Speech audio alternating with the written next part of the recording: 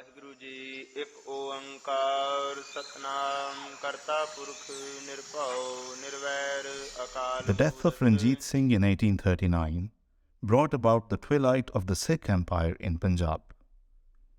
Making this dusk darker more swiftly was the turbulence that came with disputed succession. Weak successors came and went until 1843, when his young son Duleep Singh, only 5 years old, was placed on the throne, and his mother, Ranjit Singh's wife, Rani Jind Kaur, took control as his regent. Jind Kaur's political shrewdness managed to keep the young Duleep Singh on the throne, but the kingdom had grown weak and unstable. The British, having waited too long, were now ready to take control of Punjab and depose the Maharaja. The young Maharaja Duleep Singh was only 11 when he was deposed in 1849 as the British annexed the Punjab. Duleep Singh was not only deprived of his kingdom, but was also sent to England, where he was to spend the rest of his life in exile. Duleep was given royal protocol by Queen Victoria and was given a large estate in Elvedon, where he lived his life in luxury and with regal pomp. It is said that the Queen was very fond of him and even called him her Indian son.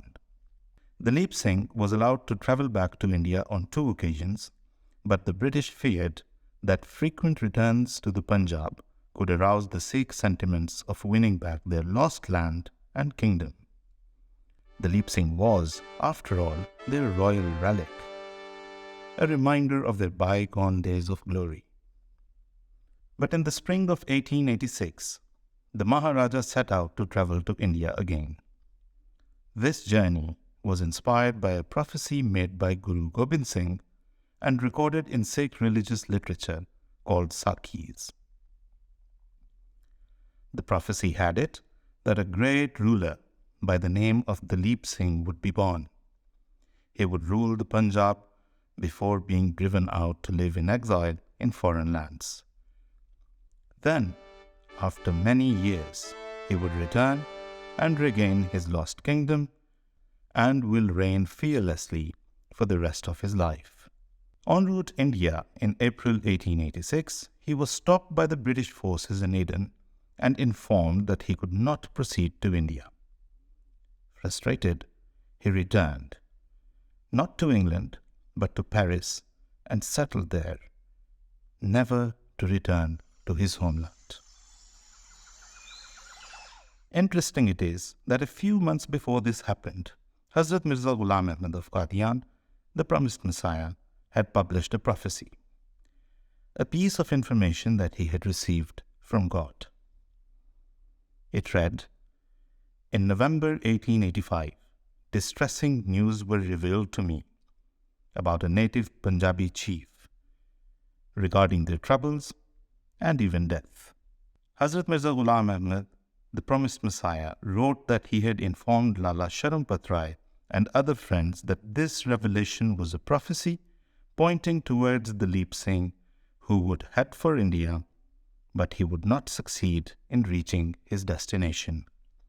A companion of the promised Messiah, Hazrat Mian Jamaluddin Sehwani, narrates that on a fine day in November 1885, he arrived at Qadian to pay a visit to Hazrat Mirza Sahib. On that very day, Hazrat Mirza Sahib, the promised Messiah, had received a revelation informing him that Maharaja Duleep Singh will head to India but will not succeed and will have to face humiliation. The events were to later unfold in the same way as had been prophesied. The Maharaja of Punjab today lies in a churchyard in England, whispering to his visitors this interesting tale of 2 prophecies.